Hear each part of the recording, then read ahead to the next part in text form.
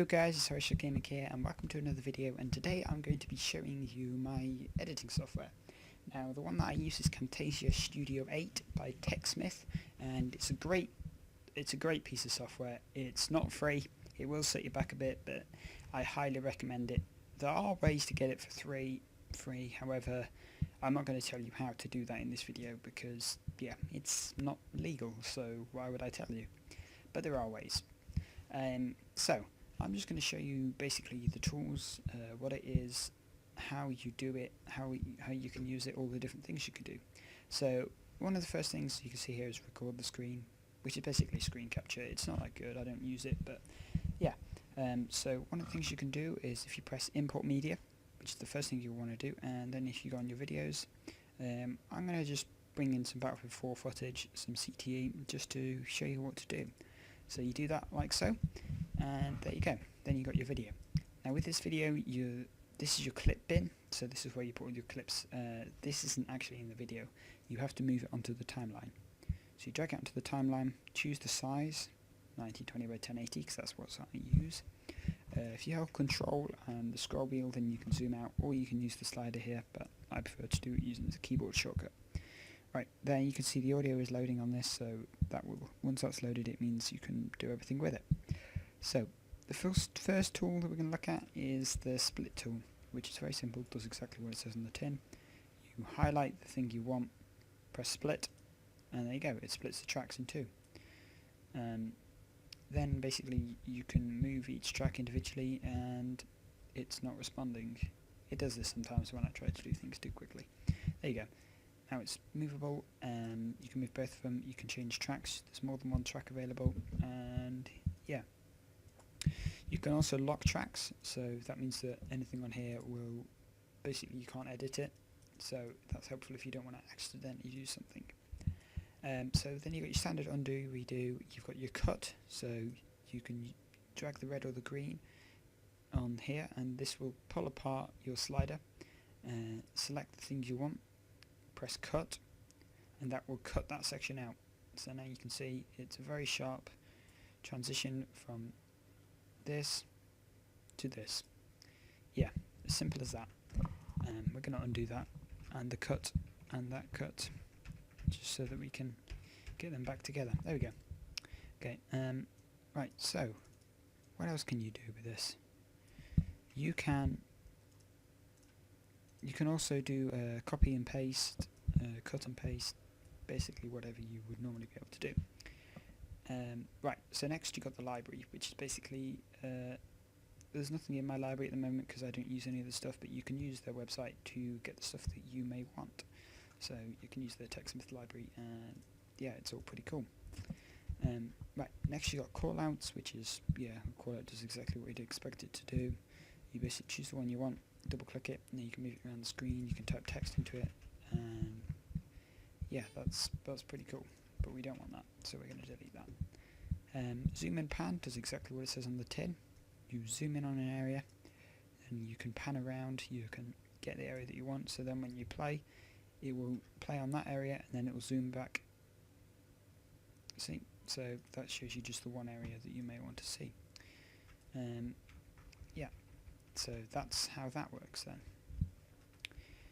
Zoom and pan, pretty simple. You get it on most software, but yeah, it's useful. Right, so for audio, you click on audio, you can do things like you can lower the volume by a certain interval, you can up it, you can put a fade in, so that at the start it will fade in slowly, and then you can also move this slider along, so you can decide how steeply it's going to come in, or how quickly it is.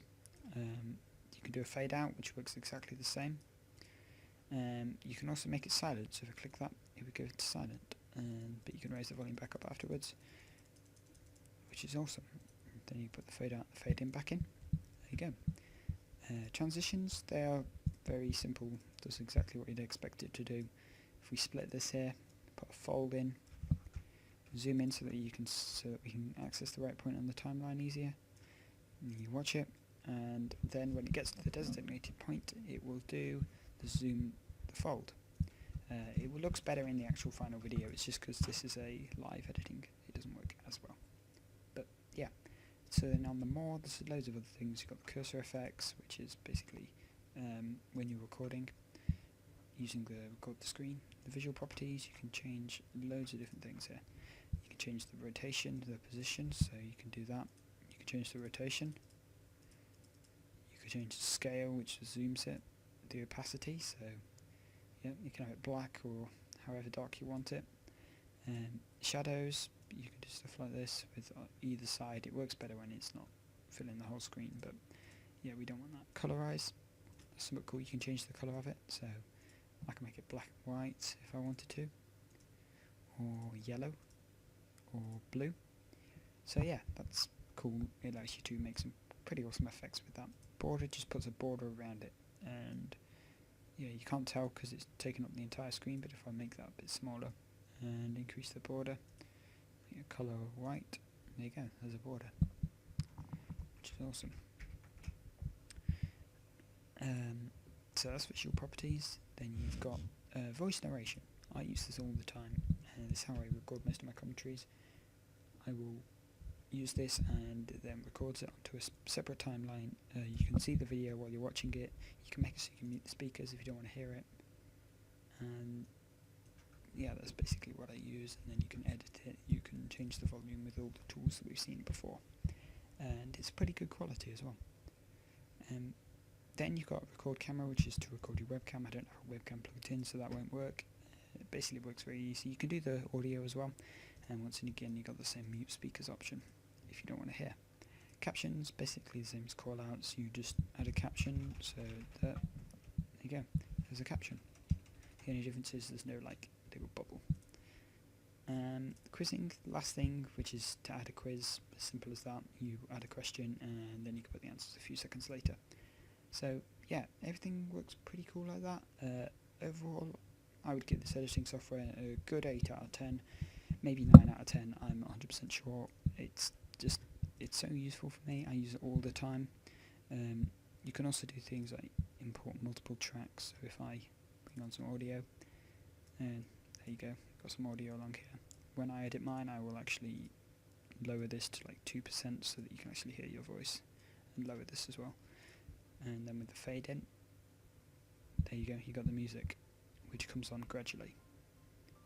So yeah, I definitely recommend this. It's awesome software. It's not quite as good as like Sony Vegas or Adobe Effects Premiere Pro, but in my opinion, it does everything almost as well. It's just not got a few of the other tools, but much better price, and yeah, overall I love it. Thanks for watching, guys. It's been Gaming. Hope you enjoyed, and I'll see you next time. Bye.